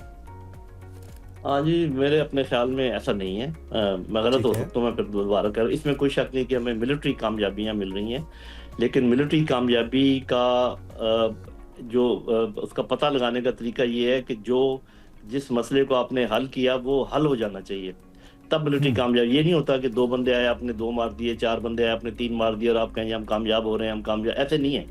उन बंदों का आना खत्म होना चाहिए, ये कामयाबी है। और ये इसके लिए आपको इंटेलिजेंस, मिलिट्री, पॉलिटिक्स और सारा कुछ मिलाना पड़ेगा। बाकी जो आपने ये कहा कि एक इकॉनमी बेहतर हो रही है, तो मैं तो इकोनॉमिस्ट नहीं हूँ, इस पर मैं कोई तबसरा नहीं करूंगा। अलबत्ता आप इकोनॉमिस्ट को किसी को बुला के पूछ लें, बिठाएं अपने प्रोग्राम में कि वो क्या कहते हैं। वो बंदा हुकूमत का नहीं होना चाहिए, वो बंदा न्यूट्रल होना चाहिए। इसी तरीके से फॉरेन पॉलिसी की बात करते हैं तो मैंने फॉरेन पॉलिसी की निशानियां आपको बता दी हैं कि वो कोई फॉरेन पॉलिसी अच्छी नहीं होती जिसमें आपके तमाम नेबर्स के साथ हालात खराब हों। ये दुनिया कहती है, ये मैं नहीं कह रहा, ये निशानियां हैं अच्छी फॉरेन पॉलिसी की। अच्छी फॉरेन पॉलिसी की निशानियां ये होती हैं कि लोग इन्वेस्ट करते हैं आपके मुल्क में। अच्छी और इन्वेस्ट तब होता है जब लॉ एंड ऑर्डर ठीक हो। तो अगर आप समझते हैं कि मिलिट्री कामयाबी है तो फिर लॉ ऑर्डर ठीक होना चाहिए। तो ये जो आपने जितने मफरूजे मैं कहूँगा कहे हैं, ये सारे के सारे मैं इनके साथ मुत्तफिक नहीं हूँ। सर लॉ एंड ऑर्डर से ही पूछना चाहूँगी जनरल साहब, क्या आपको लगता है कि हमारे पाकिस्तान में जो आपस के इख्तिलाफात हैं, जो मैं ये कहूँ कि पॉलिटिकल स्टेबिलिटी ना होने की वजह से, क्या कोई और ममालिक हमारी इसी अनस्टेबिलिटी का फ़ायदा उठा रहे हैं, या हम आपस में इतने मुंतशिर हो गए हैं कि हम मज़ीद फसादात को जन्म दे रहे हैं? जी, एक तो इंस्टेबिलिटी हमने साफ ज़रा खुद पैदा की है, उसकी हम डिटेल में नहीं जाते। उसका फ़ायदा डेफिनेटली उठा रहे हैं हमारे दुश्मन, और इस इंस्टेबिलिटी को मजीद अनस्टेबल कर रहे हैं। ये आप मेरी बात समझने की कोशिश करें। जब हम कहते हैं ना कि स्टेक होल्डर्स कौन है पाकिस्तान के, तो it is not only opposition and government and establishment and people of Pakistan. ये जो बैरूनी ताकतें जो हमें अनस्टेबल डिस्टेबलाइज करना चाहती हैं, वो भी यहाँ के स्टेक होल्डर हैं और वो भी यहाँ पर ये काम कर रहे हैं। इसलिए जब मैं कहता हूँ कि हमें ये चीजें ठीक करने की जरूरत है, देखें इसमें तो कोई दूसरी राय नहीं है कि अफवाज पाकिस्तान के अलावा इस मुल्क की हिफाजत कोई नहीं कर सकता, अंदरूनी दुश्मनों के अगेंस्ट भी, बैरूनी दुश्मनों के अगेंस्ट भी। ये बात सिक्का बंद है, हमें हर हालत में उनका साथ देना है जब भी दिफा की बात हो। साथ ही साथ मैं ये भी कह दूं कि पॉपुलेशन की एक मेजॉरिटी को साइडलाइन करके मुल्क तरक्की नहीं कर सकता। अब ये जो मैंने बात की है, इसको आप इंटरप्रेट कर लें कि मैं क्या कहने की कोशिश कर रहा हूं। अगर majority of people of Pakistan की हुकूमत हो जाए, अब जिसका हक बनता है उसकी हुकूमत हो जाए, और अफवाज पाकिस्तान ये मिलकर पाकिस्तान को इतनी तरक्की करवा सकते हैं कि कोई हद नहीं। ये जो है ना, इस किस्म की पॉलिटिकल सेटअप का कोई फायदा नहीं है जो सिर्फ यस सर करता रहे, और वो फिर आपको पता है जितने एक्सपर्ट्स हैं वो भी लाइन आ जाते हैं। जी, आपने बहुत अच्छा डिकोड किया है। वेल जान साहब, thank you so much for joining, thank you so much for your time and will hope के पाकिस्तान बेहतरी की तरफ से। ख़वातीन और हज़रात, हेडलाइंस का वक्त हुआ जाता है, विल टेक अ ब्रेक, लेकिन इस उम्मीद के साथ कि पाकिस्तान के जो मसाइल हैं वो जल्द हल की जानिब जाएँ, उसके लिए हम भी दुआ गो हैं, आप भी दुआ करें, क्योंकि एक आम आदमी के बस में दुआ ही है और नई ख्वाहिशात ही वो रखी जा सकती हैं। और इदारों से हम रिक्वेस्ट करेंगे कि वो कोशा रहे, हम दुआ गो हैं, वो कोशा रहे। विल टेक अ ब्रेक जी, हमारे साथ रहे।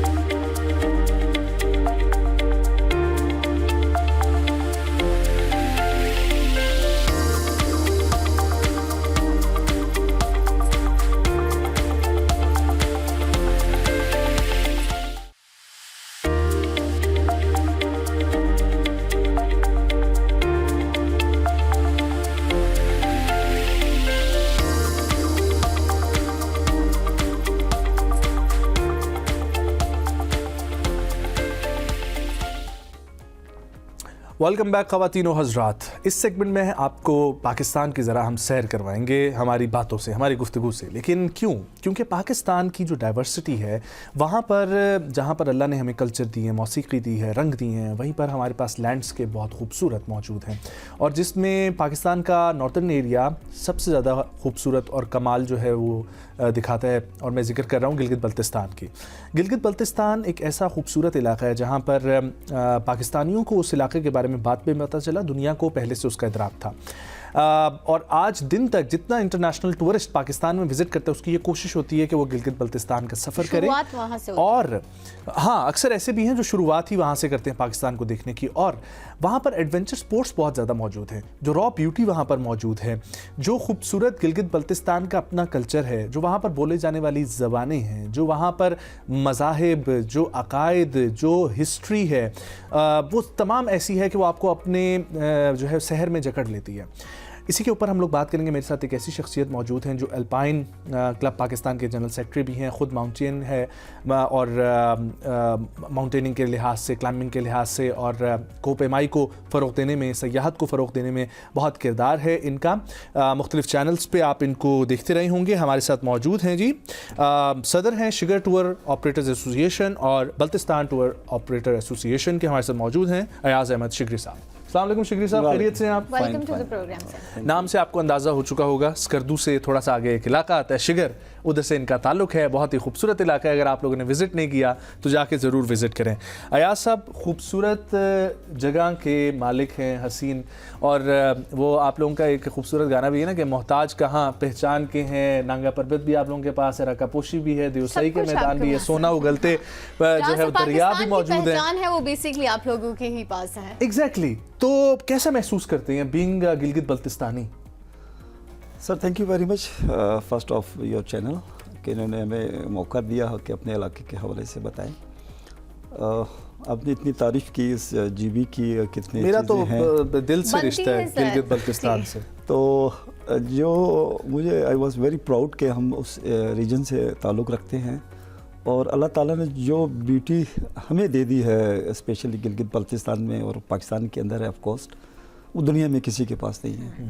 और जब हम बाहर जाते हैं एग्जीबिशंस में या मीटिंग्स में, जब हम उनको बताते हैं कि I am from Gilgit Baltistan from near K2, तो वो पाकिस्तान से ज़्यादा K2 को ज़्यादा पसंद करते हैं और वो खड़े होकर एक दफ़ा गले ज़रूर लगाते हैं। तो हमारे लिए भी बड़े एक एजाज़ की बात होती है कि लोग हमारे मुल्क को और ख़ास तौर पर दुनिया का second highest peak in the world K2 है, उसकी एक पहचान है। फिर हमारे पास दुनिया की गिलगित बल्तिस्तान में एक ऐसी जगह है जो दुनिया में किसी के पास नहीं है। वो क्या? जब आप तस्वीर लेते हैं तो उसके अंदर बहुत सारी चीज़ों को आप कवर करते हैं। तो एक जगह ऐसी है स्कर्दू के अंदर, आप जब पिक्चर लेते हैं तो आपको रिवर भी नज़र आएगा, ग्रीनरी भी नज़र आएगी, आबादी भी नज़र आएगी, डेजर्ट भी नज़र आएगा, पहाड़ भी नज़र आएंगे, बर्फ भी नज़र आएगा और नीला आसमान भी नज़र आएगा। क्या बात है? ये दुनिया में किसी के पास नहीं है। एक ही तस्वीर में सब कुछ आप जो है ये वो किस कैद कर पॉइंट की आप सकते बात हैं। कर रहे हैं स्कर्दू? देखें, आप स्कर्दू गए हैं, आपने कल में शिगर मेरा गांव है, शिगर में रहे हैं, लेकिन जब आप स्कर्दू से शिगर की तरफ निकलते हैं हुसैन अब्बास क्रॉस करते हैं तो वहाँ से आपको एक व्यू नज़र आता है, वो पड़ी जो आती है, पड़ी से पहले। अच्छा, सरफरंगा सारा क्रॉस करके आप आगे सरफरंगा से पहले ही हुसैन अब्बास क्रॉस करके थोड़ा सा आगे जाके फिर एक जिगजैग पड़ी आती है, तो वहाँ पे आप खड़ा करें तो वो नज़र सब कुछ जो है वो नज़र आता है। लेकिन यही चीज़ है कि लोग जाते हैं लेकिन इन्फॉर्मेशंस नहीं होती है, फिर उनके पास गाइड अच्छे नहीं होते हैं जो इसको चीज़ों को। बल्तिस्तान कोई विजिट करना चाहता है, बेस्ट मौसम कौन? मैं तो कहता हूँ कि गिलगित बल्तिस्तान की सबसे अच्छी बात यह है कि हम लोग ये फोकस रखते हैं कि गर्मियों में विजिट करना है। ऑल दो बाकी पूरे मुल्क में काफ़ी गर्मी हो जाती है तो वो डिपेंड करता है वाकई में कि वहाँ पर जाया जाए, लेकिन वो 12 महीने मुख्तलिफ रंग जो है वो पेश करता है। तो बेस्ट मौसम कौन सा है और जब बल्तिस्तान आप सफ़र करें तो वहाँ पर किन किन एरियाज़ में लाजमी विजिट करें? ये तो देखिए, हमारे पास 4 मौसम है। अभी तो विंटर शुरू जा रहा है, इसके बाद हमारे पास 2 रह गए हैं, आपके पास तो चारों मौसम। आपके पास जो ब्लॉसम का मौसम है अभी जो है मई हमारा मार्च के एंड में जो है वो ब्लॉसम शुरू हो जाएगा। दुनिया उसको देखने के लिए आ रही है।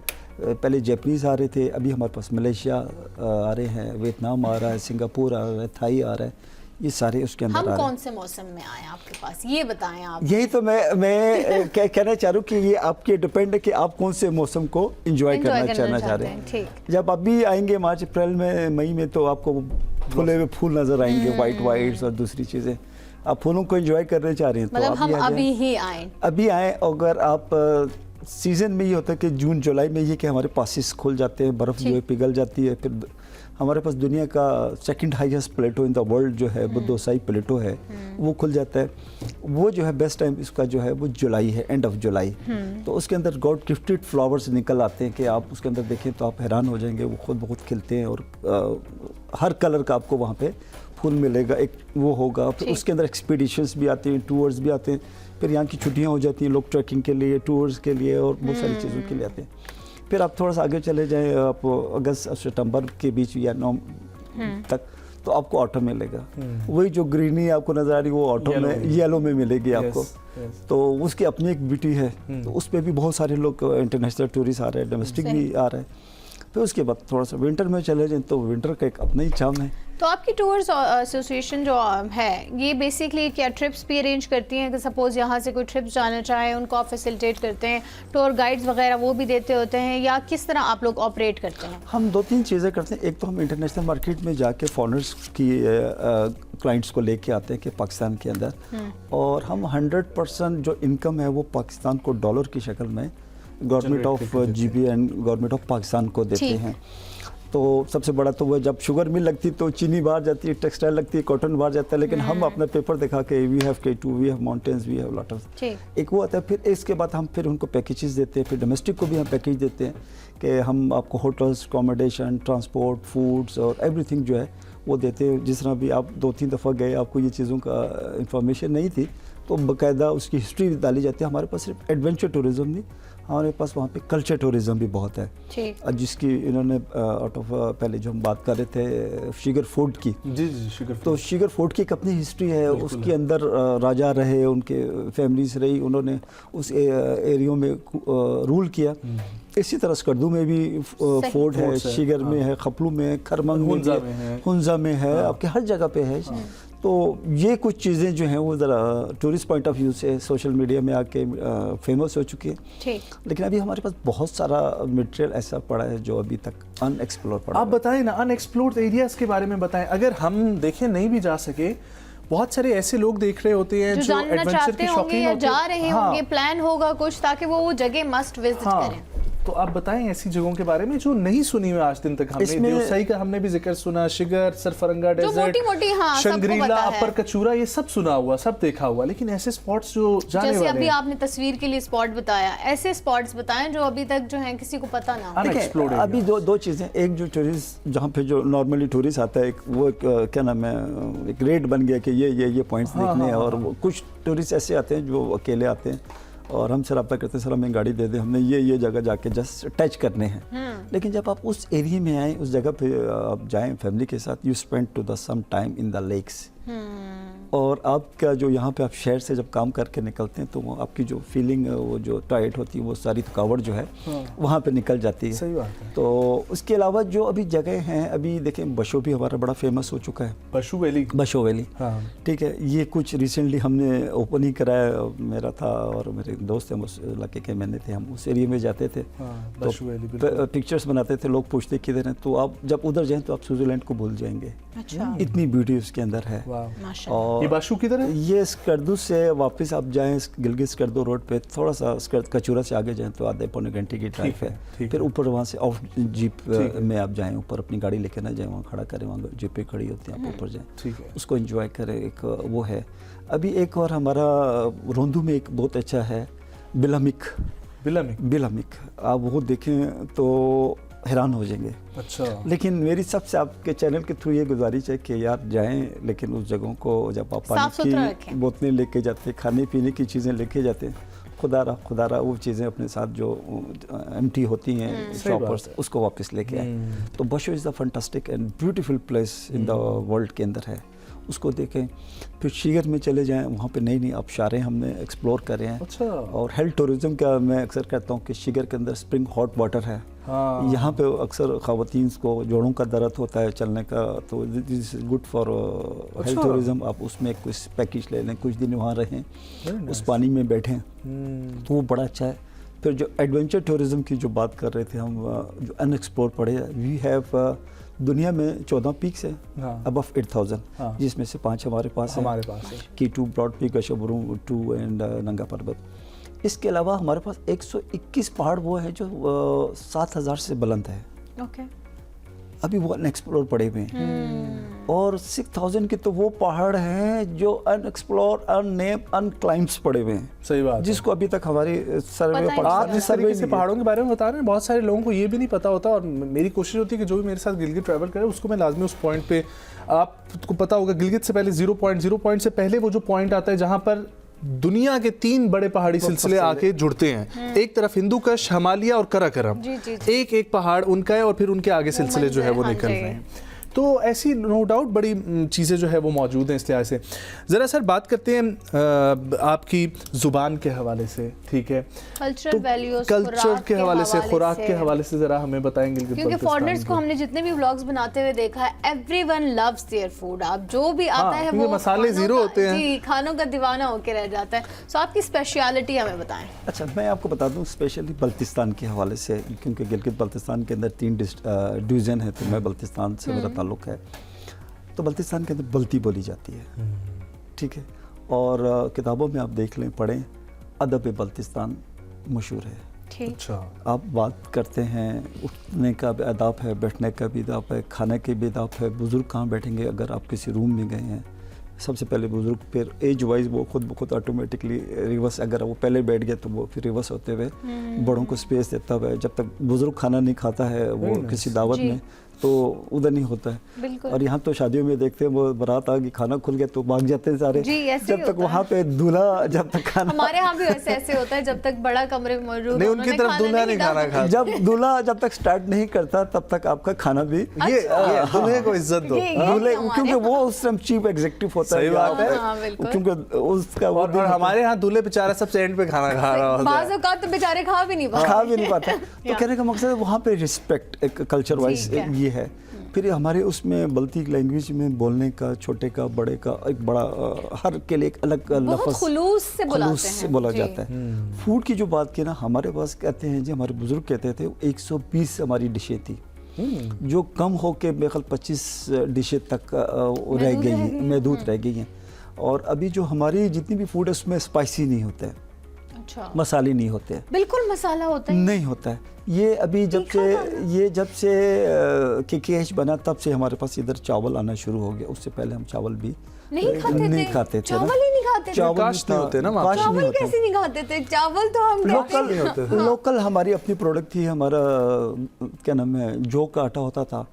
अच्छा जी, अपना मकई होता था, अपना हम वो करते थे। तो हमारी बहुत सारी जो आइटम्स हैं वो आटे की होती थी, जिसमें हम पड़प्पू हमारा बड़ा फेमस फूड है। उसके अंदर धनिया, पुदीना और आपका अखरोट, बादाम और इसका पेस्ट बनाते थे। इसका चटनी टाइप की होती थी। फिर हमारा पड़प्पू था, उसको फिर वो बना के कभी आए तो आपको खिलाएंगे जरूर। अच्छा अयाज साहब, एक और प्रॉब्लम अक्सर आती है सयाहत वाले इलाकों में, ओवर टूरिज्म, कि बहुत ज़्यादा सयाहत भी जो है ना वो हो जाती है और वो जगह एक्सपोज हो जाती हैं। उसकी वजह से वहाँ के नेटिव्स जो हैं वो डिस्टर्ब होने लग जाते हैं। ऐसी कोई प्रॉब्लम बल्तिस्तान फेस करता है? बहुत सा फेस कर रहा है, क्योंकि मैंने ऐसे वाक़यात सुने हैं। बहुत फेस कर रहा है। देखिए, अब मैं अपने लोगों को यही बोलता हूँ, क्योंकि थोड़ा सा हमारा पॉलिटिक्स भी वहाँ पे, सियासी भी थोड़ा सा असर उसुक है, टूरिज़्म के हवाले से भी लोग जानते हैं। हमने कहा जब टूरिस्ट आ रहे हैं ना, आपको पैसा तो दे रहे हैं, हाँ, लेकिन कुछ चीज़ें छोड़ के भी जा रहे हैं। जी, दैट्स ट्रू। ठीक है, वो 2 चीज़ें छोड़ के जा रहे हैं जिसको आपको एहसास नहीं हो रहा, वो आपको बाद में एहसास होगा। एक तो वो गार्बेज की शक्ल में छोड़ के जा रहे हैं, दूसरा वो आपके कल्चर को भी डिस्टर्ब करते हुए जा रहा है। वो हमारे कल्चर को देखने के लिए आ रहे हैं। ठीक है, अब हमारे कल्चर के अंदर वहाँ पे बिफोर मैनी ईयर्स हमारे इधर जो था अदब था और म्यूज़िक भी था, लेकिन अभी थोड़ा सा एक वो है कि एक टाइमिंग होती है वहाँ पे म्यूज़िक की भी और क्या कुछ चीज़ें हैं। तो अब ये जब आते हैं लाउड स्पीकर लगा देते हैं, फिर अब वो देखते नहीं, अब फैमिली उसमें गुजर जाते हैं विलेज के अंदर, तो उसको ड्रोन्स करते हुए गुजर जाते हैं। फिर शॉर्ट उन्होंने पहने होते हैं, जबकि फॉरनर आता है वो इन चीज़ों का ख्याल करता है। स्पेशल हमारा डोमेस्टिक टूरिस्ट जो है इन चीज़ों का ख्याल नहीं करता है। अच्छा, मैं आपको एक चीज़ बताऊं, आप GB से ताल्लुक़ रखते हैं। पाकिस्तान जो बाकी है, इधर के लोगों को ये बताया गया, क्योंकि GB में जो स्कर्दू एरिया और बल्तिस्तान का एरिया है वो फिर भी लेटर ऑन एक्सप्लोर हुआ KKH की वजह से। हुंजा साइड पहले बिल्कुल माइंडसेट डिफरेंस है। हमें ये लगता है कि हुंजा वाले बहुत ज़्यादा लिबरल हैं, वहाँ पर चीज़ों की एक्सेप्टेंस है। दैट्स वाइज GB पूरे में वो जो है कल्चर है कि आप कुछ भी पहने, किसी भी तरीके से आप करें। लेकिन मैं चाहूँगा कि आप बिल्कुल अपने कल्चर के बारे में बात करें और बताएं कि एक रिस्पेक्ट के दायरे में जो है वो रहना चाहिए और पहनाव का ख़ास तौर पर ख्याल रखना चाहिए। देखिए, जो अभी हमने KKH की बात की, उससे पहले सिल्क रूट होता था। सिल्क रूट ये हमारे पर है। ये इससे पहले जो है जी हमारे ये खरमंग वैली और शिगर से होते हुए उस जाता था, क्योंकि अब जब ये नए रूट्स बन गए, गिलगित स्कर्दू रूट बन गया, तो वो जो सिल्क रूट पुराने थे वो ख़त्म होकर KKH के नाम से मशहूर हो गए।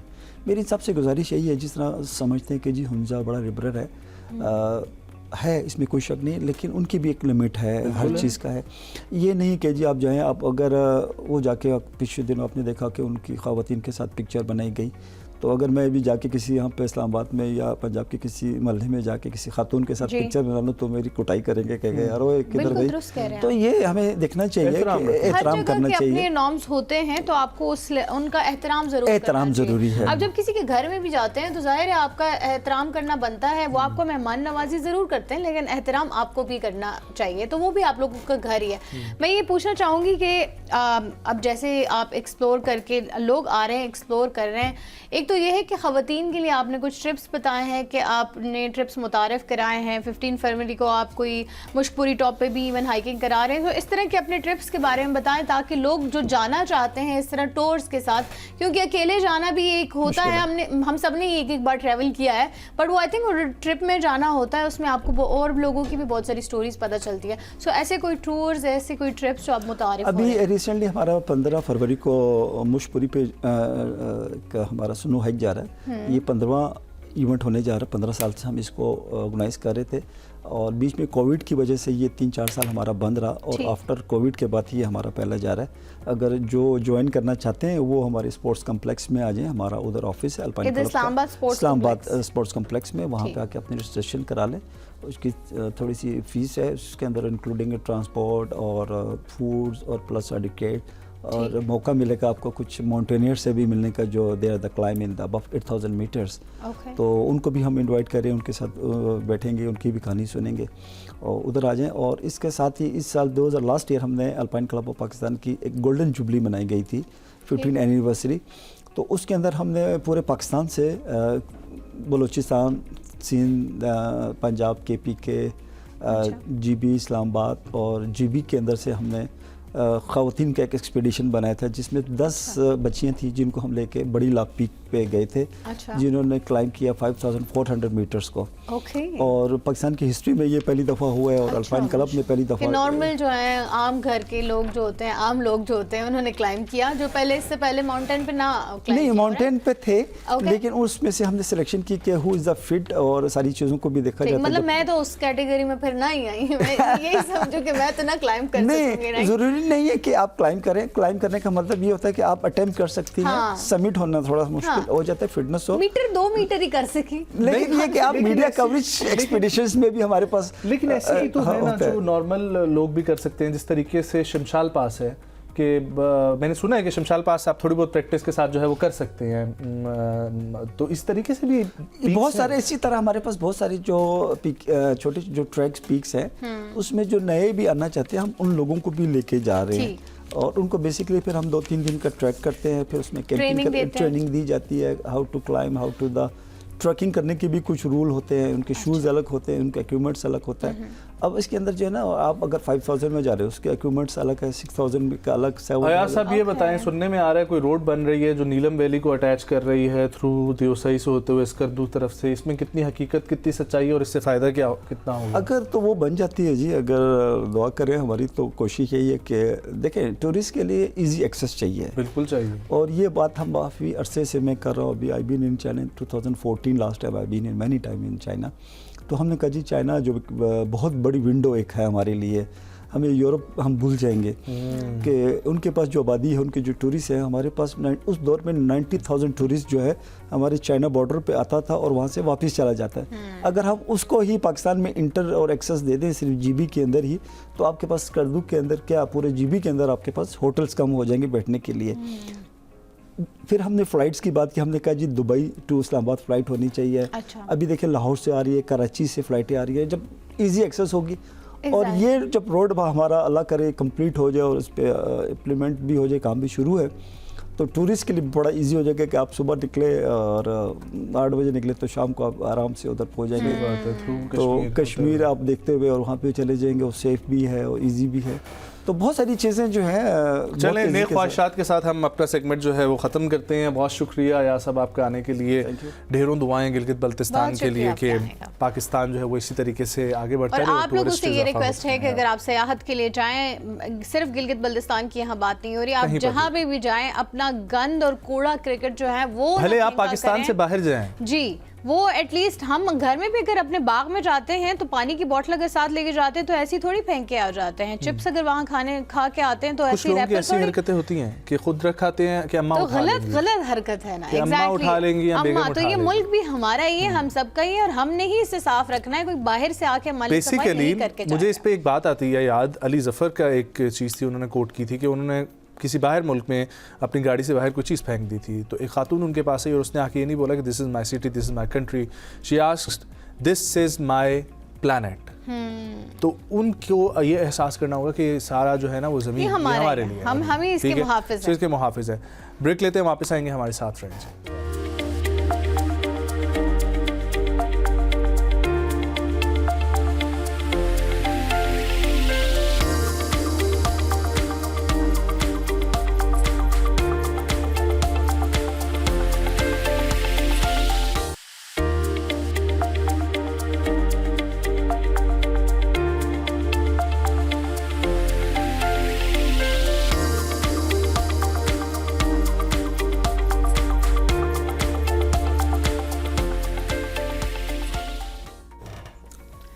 वेलकम बैक नाज़रीन। इस सेगमेंट में हम बात करेंगे, बल्कि आपकी मुलाकात कराएंगे एक ऐसी नौजवान से जो मुझे भी हैरान कर रही हैं कि वो सिर्फ एक ही स्पोर्ट्स में नहीं बल्कि बहुत सारी स्पोर्ट्स की महारत रखती हैं। वो ऑस्ट्रेलियन फुटबॉल लीग की पाकिस्तान टीम की कोच भी हैं, एथलीट भी हैं, साथ ही साथ 11 फॉर हेल्थ मंसूबे में हेड कोच के तौर पे भी अपनी खिदमत सर अंजाम दे रही हैं।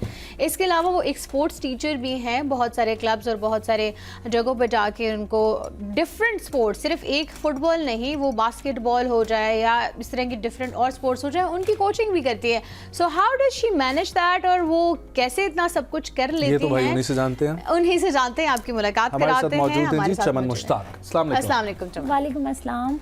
कैसी हैं आप? ठीक हैं अल्हम्दुलिल्लाह। चमन, बहुत अरसे बाद किसी का नाम मैंने चमन सुना है। चमन बहुत रेयर नाम है वैसे, सुनने में नहीं आता इस तरीके से। आपकी जर्नी क्या है, कैसे स्पोर्ट्स का शौक हुआ, कैसे स्टार्ट किया आपने? Okay, first of all, thank you very much for inviting me here. So I started my sports career in 2011 when I was in first year.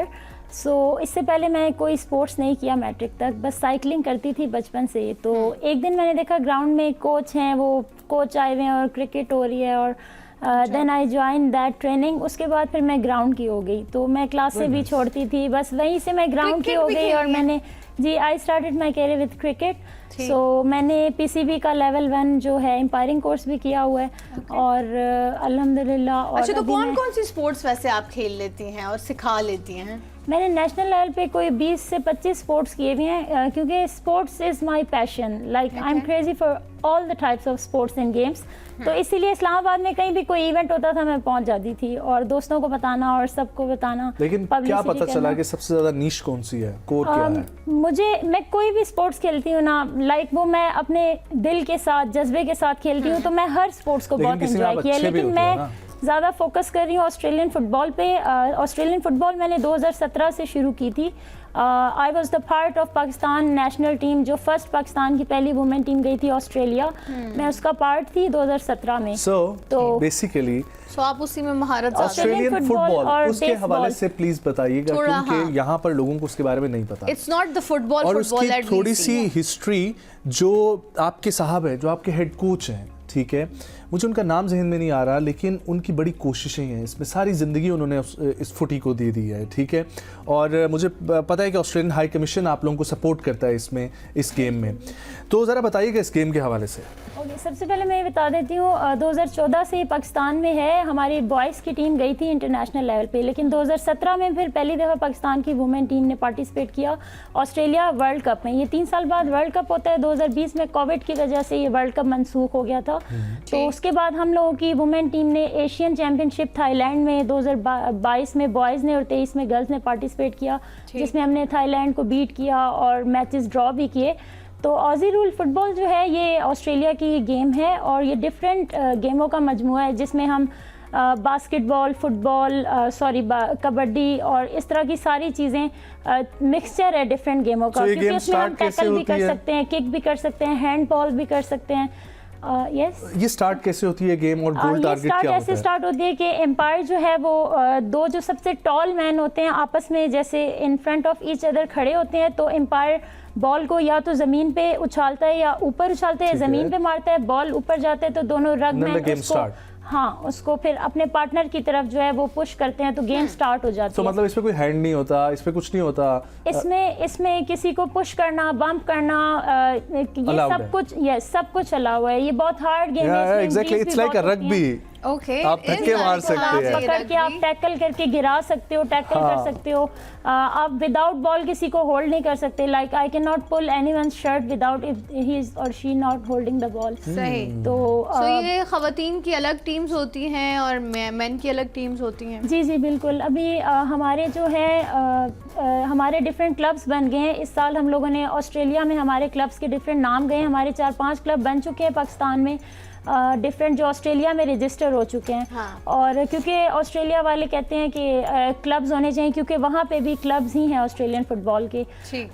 तो बहुत अच्छी गेम है, टफ तो है। इसमें कितने वैसे खिलाड़ी होते हैं? जी मैं वही बताने लगी थी, इंटरनेशनल लेवल पे इसमें जो है 18 साइड होती है, प्लेइंग लाइक यू कैन से एक बॉल के 18 पीछे aside। 36 जो है वो प्लेयर्स लोग दौड़े भाग होते हैं। सही। एग्जैक्टली। और इसकी जो एशियन चैंपियनशिप है वो स्मॉल साइड गेम होती है, 9 साइड हम खेल लेते हैं। Okay। तो 9 साइड प्लेइंग साइड होती फुटी है। के रुझान कैसा चल रहा है पाकिस्तान में सामने? क्योंकि मुझे उन्हीं साहब ने बताया था कि हमारी जो नेशनल फुटबॉल टीम की प्लेयर्स हैं लाइक फरजाना, ये लोग भी खेलती रही हैं, ठीक है, फुटी, लेकिन ये लोग उसमें चूंकि प्रो नहीं है तो उस वजह से वो फ़ायदा नहीं होता। शुरू से ही वो फुटी की लड़के लड़कियां तैयार करने चाहिए, जो कि बहुत कम रुझान है पाकिस्तान में। नहीं, ऑस्ट्रेलियन फुटबॉल पे अल्हम्दुलिल्लाह बहुत ज़्यादा वर्क हो रहा है। As you can say, as you know that 2022 में हमारे बॉयज़ चैंपियन होके आए हैं एशिया में। ऑस्ट्रेलिया से कोच आए थे माइकल गैलेस, उन्होंने उनको ट्रेन किया था, वो उनके हेड कोच गए थे। और जब हमारे बॉयज़ एशिया में चैंपियन हो सकते हैं तो ऑफकोर्स जब वर्ल्ड लेवल पे वो जाते हैं, अभी उसमें टाइम लगेगा, नो डाउट। अभी हमें सालों लगेंगे उस लेवल पे पहुंचने के लिए, वर्ल्ड चैंपियन जैसे कनाडा जैसी टीमों को बीट करना। लेकिन एशिया में हमारा नाम है, हम एक अच्छी रैंकिंग में हैं। और हमारी गर्ल्स टीम अगर वियतनाम लास्ट ईयर जा सकती, हमारे वीज़े कुछ गर्ल्स के आगे थे, कुछ के नहीं आए, जिसकी वजह से हमारी पूरी टीम इनकम्प्लीट थी, तो हम पार्टिसिपेट नहीं कर सके। वरना वहाँ पे हमें पूरी उम्मीद है, हम अंडर ऑस्ट्रेलियन कोच माइकल गैलेस के ट्रेन हुए थे, हम भी पोजीशन ले लेते। तो पाकिस्तान में इसका बहुत अच्छा अभी जा रहा है। डिफरेंट नेशनल लेवल पे इवेंट्स होते हैं। जब आपने स्टार्ट किया था तब पाकिस्तान में गर्ल्स तब में कितना रुझान था? तब नहीं था, अभी बहुत मेहनत कर रहे हैं। कितने, अब मुझे इसमें 8 साल तो हो गए हैं, मैंने 8 साल से छोड़ी नहीं है। लेकिन 2017 से जो मेरे साथ लड़कियां थी, कोई 25-30 उनमें से जो गई थी ऑस्ट्रेलिया, सिर्फ अभी मेरे अलावा 1-2 लड़कियां हैं जो अभी तक इन्हें कंटिन्यू किया। अच्छा, किसी समन की ये शादी बताइएगा होगी, कि किसी- कौमी बैनुल अक़वामी आपने किन किन मुकाबलों में हिस्सा लिया है? मैं इरबिल गई थी लास्ट, अभी आई थिंक जून में गई थी या कब, लास्ट ईयर अभी मिनी फुटबॉल खेलने के लिए। ये 5 साइड थी। और हाँ, इसके अलावा मैं ऑस्ट्रेलिया गई हूँ और थाईलैंड गई हूँ ऑस्ट्रेलियन फुटबॉल में। बाकी मैंने पाकिस्तान में बहुत इंटरनेशनल लेवल पे कोचिंग कोर्सेज़ किए हुए हैं। अंडर ताइवान के कोचेस के चुकबॉल कोचिंग कोर्स किया हुआ है। यूएस के कोचेस के अंडर मैंने बेसबॉल का कोचिंग कोर्स किया हुआ है। चुकबॉल ये भी एक गेम है, इसके दोनों साइडों पे एक नेट पड़ा हुआ होता है, फ्रेम में एक नेट होता है, like you have to throw the ball to the net, तो वो बाउंस होकर नेट से आपके पास आता है, तो ओपोनेंट प्लेयर ने कैच करना होता है। अगर वो कैच ड्रॉप करते हैं तो पॉइंट दूसरी टीम को मिलता है। जी, ये भी वैसे बहुत कम लोग खेलते हैं है ना? वैसे। हाँ। चुक बॉल की भी हमारी मलेशिया टीम वो बहुत अच्छा खेले भी थे। में शायद, जी। उसमें मैं पाकिस्तान कैंप का हिस्सा थी। तो लेकिन ये कि मैं मलेशिया नहीं जा सकी, लेकिन मैंने पूरा कैंप अटेंड किया था। चुक बॉल भी काफी जो वर्क हो यहाँ रहा है पर आपके बारे में लिख के हमें दिया हुआ है, ये कितनी सच्चाई है इसमें? 36 तमगे माशाल्लाह से आपके पास है, जिसमें से 18 सोने के हैं और 16 चांदी के और 2 कांसी के। जी, डिफरेंट गेम्स में ज़ाहिर पार्टिसिपेट करती हूँ, तो अच्छे तो लेवल पे मेडल वगैरह, मतलब स्नो हाइकिंग में मैंने कंटिन्यूस 4-5 साल गोल्ड लिया। छठे साल मेरा, जी बिल्कुल, छठे साल मेरा जो है सेकंड आ गई रनर अप, उसके बाद मैंने छोड़ दिया था, मेरा वो टूट गया था विनर वाला। तो मैंने कहा अभी लास्ट वीक ही गई snow hike, alpine club of Pakistan. वो हार जाता है, वो भी विनर ही होता है। जी जी, ये लोग लेके जाते हैं हर साल। अभी थोड़ी देर पहले हम साहब से हमारे साथ मौजूद थे। हाँ। अच्छा, ऑजी रूल का मैं ये बता दूं, आप कोचेस का नाम शायद भूले, हमारे प्रेसिडेंट है सरदार तारिक साहब और हमारे जनरल सेक्रेटरी हैं चौधरी जुल्फिकार अली। और हमारे, मैं अपने कोचेस का नाम ज़रूर मेंशन करना चाहूँगी, जिन्होंने फुटी पे बहुत वर्क किया। 2014-17 से आज तक उन्होंने नहीं छोड़ी।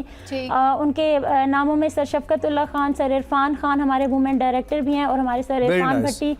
जी, ऐसे अपने कोचेस को जो है वो बिल्कुल याद करना चाहिए। कि आप जो है लड़की है, मेरी तरह हम लोग लड़कियां थोड़ी सी नाजुक होती हैं, सो आप इतने सारे स्पोर्ट्स खेलती रही और आप जो अपनी फुटी गेम के बारे में बता रही है, it seems like very dangerous, क्योंकि हाथ पाँव कुछ भी आप इसमें मार सकते हैं। सो कोई इंजरी ऑन फील्ड कभी हुई और फिर उसकी वजह से डीमोटिवेट हुई कि I should not continue this? नहीं, मैं बताती हूँ, इंजरीज बहुत होती हैं और ऑजी रूल में तो बहुत ही होती हैं, और मुझे तो तकरीबन हर मैच में इंजरी हुई होती है। अच्छा। तो लेकिन मैं गिव अप नहीं करती, मैं कभी भी मैं मोटिवेशन, मेरे अंदर बहुत ज़्यादा मोटिवेशन है, और मैं दूसरों को भी इंजरियां दी हैं? मैं हार्ड टैकल करती हूँ, मेरा टैकल हार्ड है। अभी लास्ट भी recent You seem like a strong athlete. है ना, भागते भागते किसी के आगे उटांग कर दो। तो इस फील्ड में तो ये भी बहुत होता है। तो बस ये है कि injuries are the part of sports of course. लेकिन हाउ डू यू लाइक, आप ये कैसे, आपकी फैमिली कैसे देखती है, एक्सेप्ट करती है, सपोर्ट करती है? क्योंकि फैमिली एक्सेप्ट, अम्मा का तो मोस्टली ये होता है कि कलेजा बाहर आ जाता है, बेटी को कुछ हो गया, बेटे को कुछ हो गया। मुझे वैसे एक बात बताऊं, अभी लास्ट 1 महीना हुआ अभी मैं साइकिल रेस से गिरी थी for the first time in my life. मैं कभी साइकिल से नहीं गिरी, किसी रेस में नहीं गिरी। तो वो बहुत ज़्यादा मैंने स्पीड में टर्न ले लिया था, बजरी थी तो मैं स्लिप हो गई। तो अभी भी मतलब मेरी नी पे थोड़ी सी इंजरी है, 1 मंथ हो चुका है मेरा। अभी वालदा कोई बात नहीं बेटा, कोई बात नहीं, ठीक हो जाएगा। एक आदत से हो गया कि हर टाइम इसको इंजरीज होती है, लाइक उनको एक पता है ना स्पोर्ट्स करती है, तो अभी थोड़ा सा वो मुझे इस तरह, लेकिन ये कि ऑफ कोर्स उनके लिए पेनफुल तो होता है और वरीड भी होती है, क्योंकि खास तौर पे जो लड़कियां हैं उनकी शादी को लेके भी ज़्यादा परेशान होती हैं। खवातीन को क्या कहना चाहेंगी, बच्चियों को क्या कहना चाहेंगी जो स्पोर्ट्स की तरफ आए? स्पोर्ट्स का फ़ायदा क्या होता है डेली लाइफ में ओवरऑल? अच्छा, स्पोर्ट्स की तरफ आने या ना आने का ये कि किसी को शौक नहीं भी है ना, इट्स अ हेल्दी एक्टिविटी, सबको करना चाहिए। आप स्पोर्ट्स नहीं कुछ खेल रहे, आप मॉर्निंग वॉक कर लो, जॉगिंग कर लो, एक्सरसाइजेस कर लो, घर पे कर लो, बेशक आप बाहर ना जाओ, ग्राउंड्स पे ना जाओ, लेकिन कुछ ना कुछ करना चाहिए। तो खवातीन जो घर बैठी हैं, सिर्फ लाइक घरेलू खवातीन बन के बैठी हैं, वो भी कुछ ना कुछ करें, घर में करें। को मोटिवेट करती हैं कुछ करने के लिए कि वो मेरी अम्मी वैसे अल्हम्दुलिल्लाह अभी भी बहुत एक्टिव हैं। मेरी अम्मी घर के कामों में भी बहुत एक्टिव हैं। अच्छा, वेरी नाइस। तो वो मेरे ख्याल से उनकी वही एक्सरसाइज बहुत है कि मेरी अम्मी बैठ नहीं सकती। मेरी अम्मी बस सुबह सुबह उठ जाती है 5 बजे और एक मसला होता है वालिदैन कभी को। भी अम्मी। अच्छा, ये बताएं मुझे कि सबसे अपने करियर के दौरान में सबसे लंबा दौरान या कौन सा था जब आप भी घर पे बैठी या इंजरी के बायस से किसी भी वजह से, लेकिन आप कोई स्पोर्ट्स नहीं खेली और उस टाइम से आप उकता गई और फिर आपको रियलाइज हुआ कि नहीं, now this is your career और आप इसको नहीं छोड़ सकती? अल्हम्दुलिल्लाह वैसे ऐसी कोई इंजरी नहीं हुई जिसके लिए मुझे बहुत लॉन्ग टेकिंग रेस्ट करनी पड़े, लेकिन हाँ मेरा टेंडन का इशू हुआ था। MRI मेरा एंकल का लास्ट ईयर हुआ था, जिसका भी बहुत लॉन्ग चली गई थी, 6 से 8 महीने लगे थे रिकवर होने में।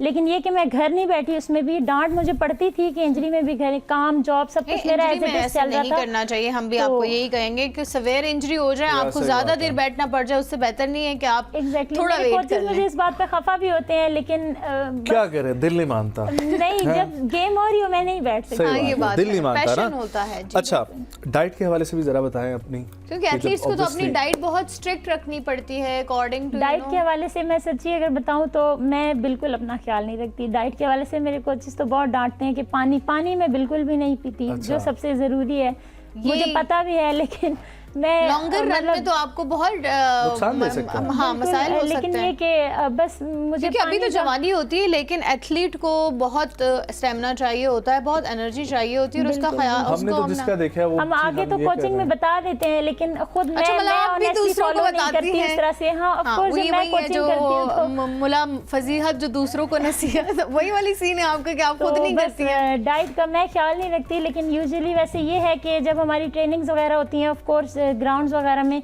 एक सच्ची जो बात है, इतने ज़्यादा फंड्स होते नहीं है कि प्लेयर्स को आप उस तरह से रिफ्रेशमेंट भी दे सको डेली बेसिस पे। ठीक। तो आपको अपना ही जो आप रख सकते हो वो करना होता है, लेकिन कोचेस हमारे लिए जितना कर सकते हैं, हमारे लिए पानी, फ्रूट्स या कुछ ना कुछ वो कर लेते हैं। तो बस ये है कि जितना, लेकिन हाँ, ख्याल आपने एथलीट को अपनी डाइट का ज़रूर रखना चाहिए। अच्छा, ये बताइए कि अपने साथ साथ आपने लड़कियों को दरपेश चैलेंजेस में, जिसको शौक भी हो कि वो इस फील्ड में आए, करें, ट्रेनिंग ले और इसको परस्यू करे, लेकिन उसको कौन कौन से चैलेंजेस दरपेश थे जिसकी वजह से काफ़ी सारे को क्विट करना पड़ा या कुछ क्विट करने का सोच रही है? अच्छा, ऐसा है कि मैं जैसे कॉलेज में जॉब करती थी वकारुन्निसा, वहाँ पे कुछ एथलीट ऐसी थी जो खास तौर पे पठान फैमिली से 1-2 स्टूडेंट्स थी, उनको बहुत ज़्यादा रिस्ट्रिक्शन थी, अलाउ नहीं होता था। लेकिन we develop the trust on the parents that if your daughter with us तो they are safe with us ना।